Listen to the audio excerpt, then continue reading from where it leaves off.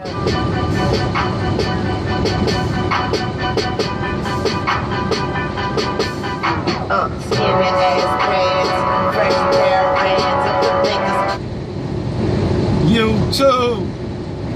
what's good, peoples? What's good? Mr. Jackson back in the building, back out here on this road, you know. Hope everyone had a good Christmas holiday, spent time with your family, you know, I did, you know, but, you know, it's back to business. Well, you know, the main reason I came on here today is, you know, really to go over, you know, I was looking at Trucker Brown and what is his name is Trucking Concepts. What's his name? What's his name? LaShawn from Prime. He don't work with Prime no more, but I'm pretty sure y'all know what I'm talking about. Shouts out to them boys. You know, they over there doing a big thing.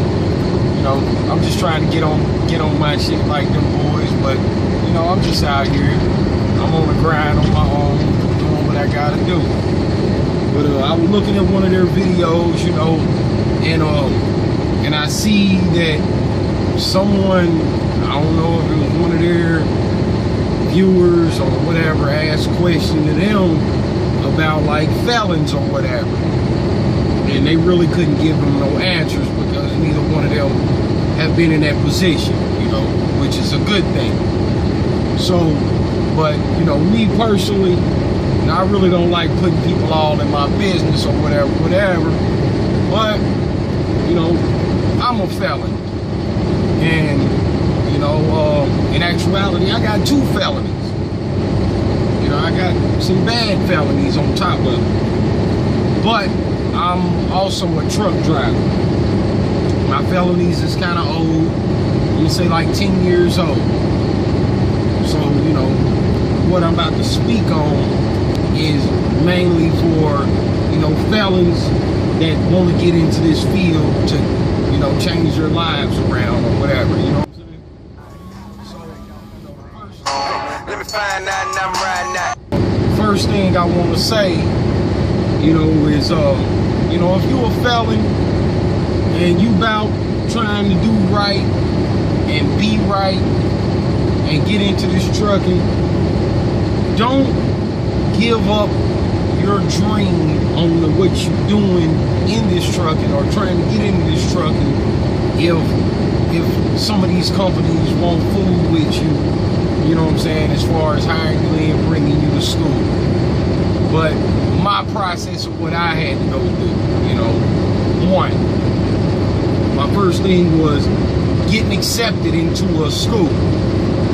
Me personally, no, I didn't go to, you know what I'm saying, one of these trucking companies that do the schooling and stuff like that. What I did is I went to Roadmaster. I applied 1 year after my felonies was probably about 7 years old. And, you know, from the state that I live in, Indiana, you know, they got, all states got their different rules and laws and stuff like that. So, with that being said, you know, I can't speak for no other state besides my own and the process I went through. So, you know, I applied to Roadmaster the very first time. They denied me because of my felonies and because of my background. They was telling me that give it another year because, yeah, if we bring you to school, yeah, you can get your license, but you might not be able to get, we might not be able to guarantee you a job because of your background. So, true indeed, it pissed me off. I was mad, whatever, but I didn't give up hope. So what I did is, you know, I stayed working my regular gig, 9 to 5, home daily, whatever, you know, working warehouse job, wherever, you know what I'm saying, it is that you may work.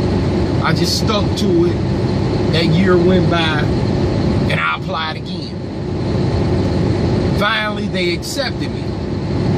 So my thing was, I got in there, I did what I had to do. I tried to graduate at the top of my class because I wanted these jobs to see that, you know, I'm applying myself to be better, regardless of my background. So that's what I did. I can't tell you to go and graduate at the top of your class, because all people ain't, you know, can't do that. But you still want to put your best foot forward for the trucking school to be able to pass a good note on and good word on to these companies that you apply for. Okay, boom. So I graduated, top of my class, you know, and I got my CDL. Okay, from that point on, what I did to also help me out is that I went and I got my hazmat endorsement. Reason why I went and did that is because if you can get your hazmat endorsement, you're dealing with the federal government. So dealing with the federal government, you know, they want to make sure that, you know, that your background clears to get your hazmat. So if you can get cleared by the federal government and getting your hazmat, then 9 times out of 10, it's going to open more doors for you with these trucking companies. A lot of companies see that you got your hazmat, they're going to say, oh, we can give him an opportunity. True indeed, it might be something that you don't want to do. It might have you running in areas that you really, running some product that you really don't want to run, but you don't have to apply for a company that runs hazmat. You can apply for any company. I'm just stating, if you get your hazmat, that it'll show companies that, okay, your felonies is a certain age and that the federal government ain't paying it no attention no more. So that it gives the companies opportunity to know that you're not been in trouble in a good long while. Okay, boom, that was the second step. Okay, my third step, what I did is I got my TWIC card.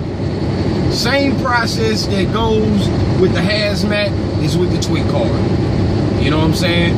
It you know, it deals with the federal government. Except the TWIC card is a little more advanced because, you know, you gotta pay a little more money. But when it's all said and done, them 3 things, having your CDLs, having the TWIC card, and having your hazmat, them 3 things would open the doors for you tremendously to a lot of trucking companies. And they really ain't gonna care too much about your background. But, there's a but. You cannot lie about nothing. Fuck that. I'm gonna say it like this. Don't lie about shit. Be straight and forward with these companies when you get to talking about your background. Don't fucking mess up on a date. Don't fucking mess up on shit. Be straight and to the point with it. As long as you straight and honest with these companies, and if you got them 3 things, not 3 things, because you're gonna have your CDLs, but you got your TWIC card and your hazmat, guaranteed you're gonna get a job. It might not be where you want the first time, but your objective is to get in the door. You get in the door first. You get your experience. You get the driving experience under your belt for a good year. And the reason I say a year is because you don't want to be bouncing from company to company in that year. You get that year under your belt with one company, that solid year, and I guarantee you, that company that might not have accepted you in the beginning because of your background, I guarantee you, after that year, that company, if that's the company you know you want to be at, will accept you. So, just keep in mind, man, never give up what you want to do. You got a dream to drive trucks and you a felon? Hey, run for it. Don't never let a motherfucker tell you what you can't do, because you can always do something. Put the odds on your back and run with it, as long as you stay focused and stay mind strong about what you're doing. So that's just my advice to people that got felonies, you know, if you want to get in this trucking industry. So, you know, if you got any questions, you know what I'm saying, you can comment below. And, you know, I try to give my best advice to you.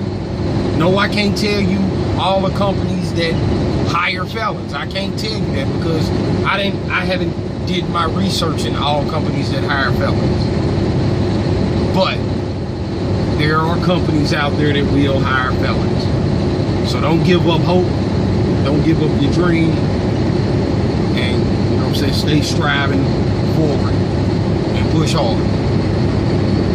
And y'all be safe out here. Stay out these streets. You know, keep your mind focused. Figure something out you're going to do in life. And thank the Lord every day.